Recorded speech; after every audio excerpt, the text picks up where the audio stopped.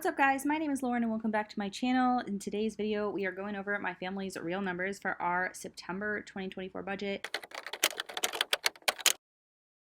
September is like officially the first month of real school for us. My oldest daughter is starting kindergarten, so not like that much is changing. Well, actually, one big thing is changing is that we don't have to pay for her preschool anymore, which is awesome. So for the rest of the year, our goal for contributing to retirement is a little bit higher. But anyway, before I jump into all the numbers, if you like this spreadsheet, you can get it for yourself. It's an instant download to Google Sheets and it comes with a detailed video tutorial. You can use it for monthly budgeting, annual budgeting, debt tracking, all kinds of good stuff. So that'll be linked in the video description if you want to check it out. And it is a zero-based budget, so you allocate all of your expected income before the month starts, and then you track your actual expenses throughout the month to see how you did. So let's take a look. This month we are projecting $11,352 of income. So let's see where we are putting that this month. First of all, for Pay Yourself First, we are working on maxing out my 2024 Roth IRA.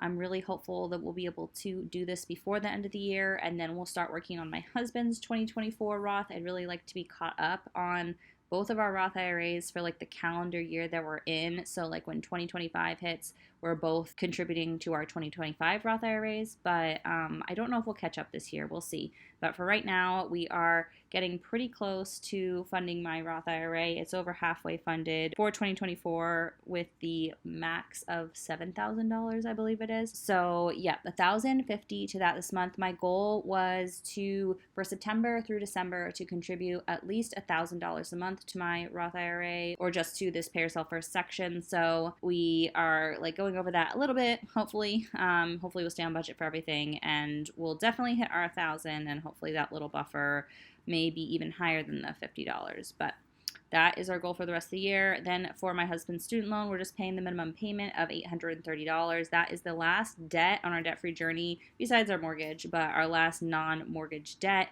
We have about, I don't know, I think it's about 7 years left if we just pay the minimum, which I doubt we'll end up doing. I'd really like to have this gone.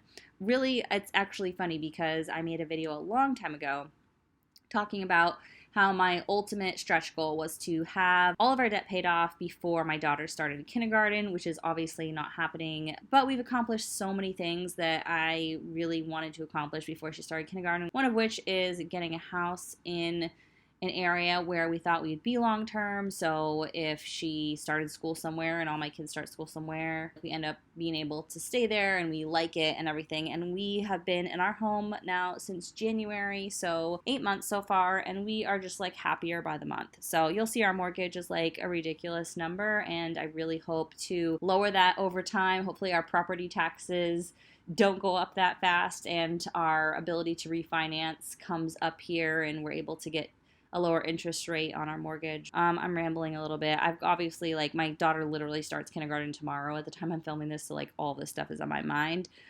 This is like a really big deal for us. If any family, like when your kids get to school age, like life changes a lot. It's all exciting and nerve-wracking all at the same time. So that is our only debt payment.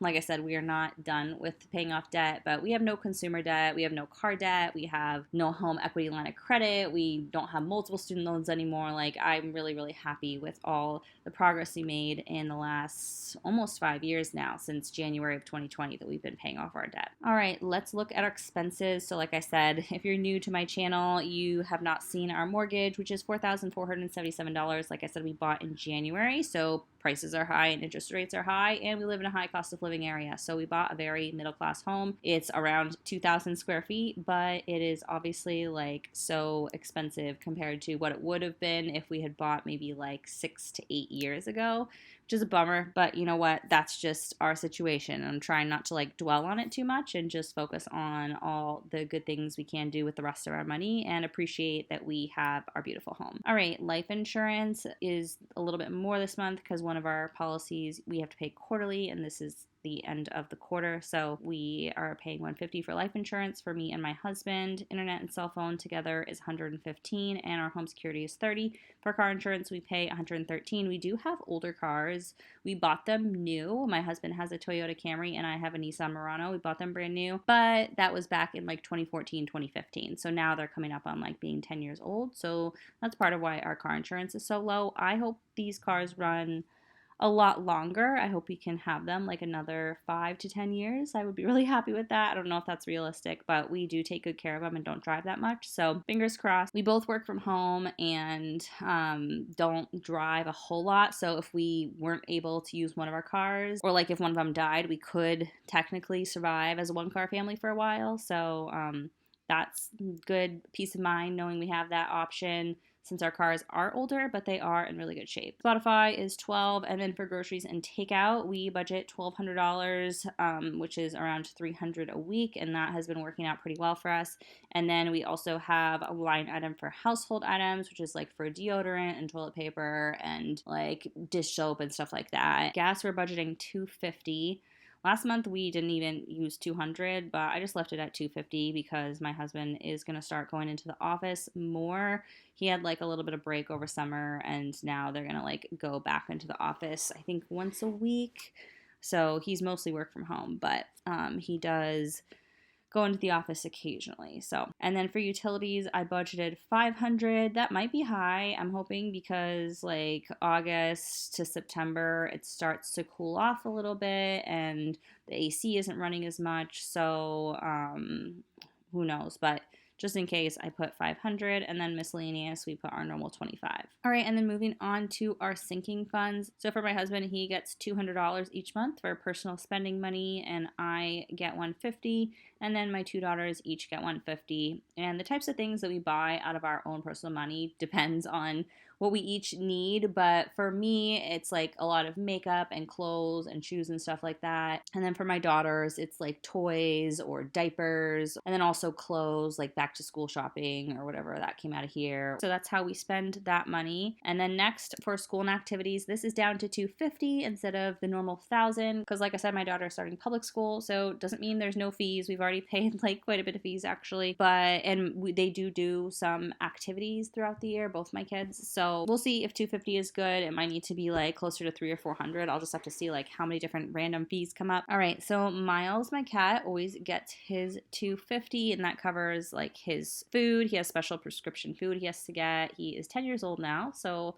hopefully he's the only middle age. We're hoping he lives to like 20. And so yeah, prescription food, vet visits, medicine, anything like that we get for him comes out of his fund. And then gifts, I normally do $50, but I know we've got like a couple things coming up, so I bumped it up to $100.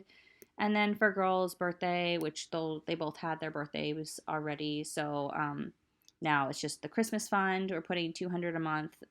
So there's like $200 in there right now. And then we're putting an additional $200 each month. So we'll have about $1,000 for the Christmas fund by the end of the year. And then for car maintenance, we are putting our normal $100 and home maintenance $500.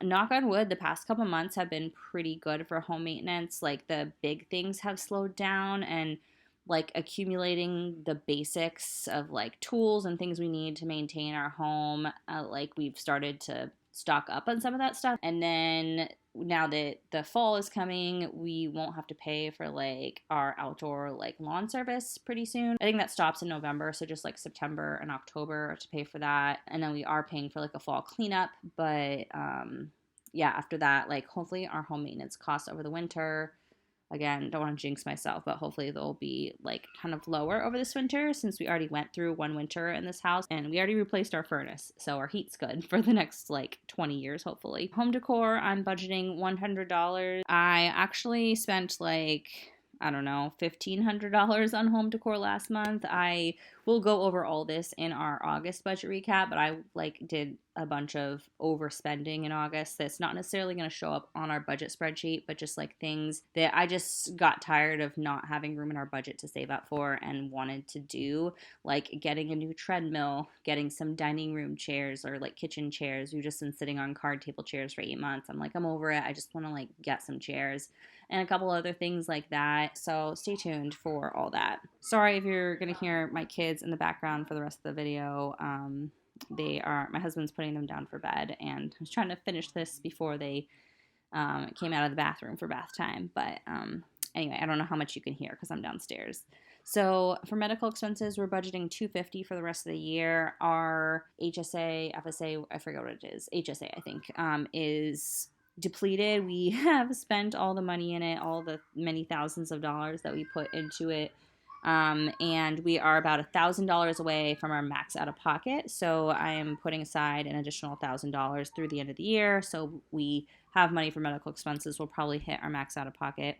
And then nothing for vacation and emergency fund. So that is how we're spending all our money in September. Like I mentioned, August was like not a great month for spending. But I think the important thing is that when you spend too much, you jump right back on the horse and you try to get back on budget the following month, because you can't be perfect every single month. I mean, we've been at this for almost 5 years and we have been so diligent so many months. So I really don't feel that guilty for going off budget like 1 month out of, I don't know, 50 something months that we've been doing this. But it's important to like stick with it even if you have an off month, and figure out how to get back into the groove. So anyway, that is our September budget. I'm hoping this fall we'll just kind of get in the groove with school and staying on track with everything through the holidays. I'm really focused and like remotivated to be on track for the rest of the year. So if you guys got off at all this summer, like let's jump back on the bandwagon together and keep our budget going through the holidays and the end of the year, because that's when the real overspending can happen, through the holidays. So I'm